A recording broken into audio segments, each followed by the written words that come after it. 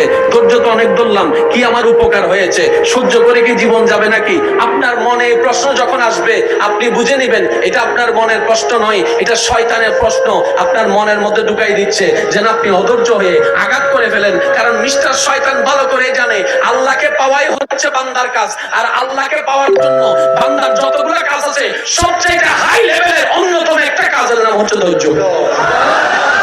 তো ধৈর্য দিলে তার আপনাকে কাছে টেনে নিবে,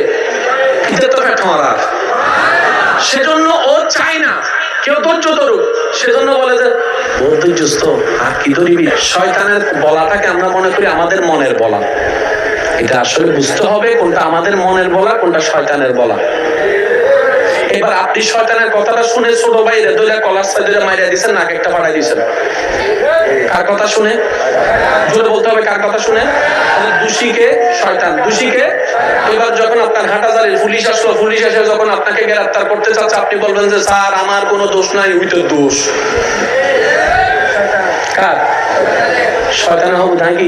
আমি বুঝতে পারছি। ঠিক একই ক্যারেক্টারটা শয়তান হাসরের ময়দানেও করবে। আমরা যখন বলবো আল্লাহ নামাজ শয়তানে পড়তে দেয় নাই, শয়তান ডাইরেক্ট উল্টে যাবে।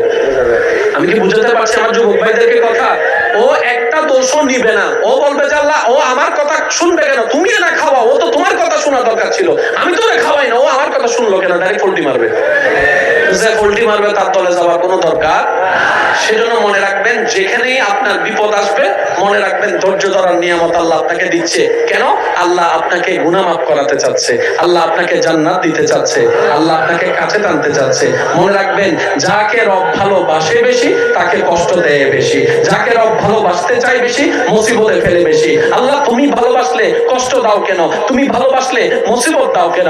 তুমি ভালোবাসলে ক্ষুধার যন্ত্রণা কেন হবে? তুমি ভালোবাসলে আল্লাহ তৃষ্ণার যন্ত্রণা কেন হবে? তুমি না রাজ্জাক, তুমি তো সবকিছু রিজিক দাতা, তাহলে তোমাকে ভালোবেসে তুমি আমাকে ভালোবাসলে কেন আমার ক্ষুধার যন্ত্রণা, কেন আমার তৃষ্ণার যন্ত্রণা? রব্বে কারীম বলে আমি চাই না সাময়িক এই 2 দিনের খাবার খেয়ে আমার ভালোবাসার বান্দাটা বেঁচে থাকুক, আমি চাই তো তোদের জান্নাতের ফল খাওয়াতে। এবার বলেন ধৈর্য কখন ধরে? বিপদ যখন আসে। ধৈর্য কখন ধরে? বিপদ কখন আসে? কষ্ট যখন আসে। কষ্টের পরেই বিপদ, বিপদের পরেই ধৈর্য। এবার আমি বলবো আপনারা শুধু আছে না নাই, আপনারা যেটা মন চাই সেটাই বলবেন। এজিদ বাহিনীর কাছে ফানির কষ্ট আছে। ওয়ানাকসিম মিনাল আমওয়ালি ওয়াল আনফুসি ওয়াস সামারাত ওয়াবাশশিরিস সাবিরিন ওয়াবাশশিরিস সাবিরিন ওয়াবাশশিরিস সাবিরিন আল্লাযিনা ইযা আসাবাতুহুম মুসিবা ক্বালু ইন্না লিল্লাহি ওয়া ইন্না ইলাইহি রাজিউন। আমি রব কার সাথে আছি জানো? যারা ধৈর্য ধরে। ধৈর্য কারা ধরে জানো? যারা কষ্ট পায়। আল্লাহ কিসের কষ্ট? বলে যে পানির কষ্ট, খাবারের কষ্ট, ভয়ের কষ্ট, সম্পদ নষ্টের কষ্ট, জান নষ্টের কষ্ট।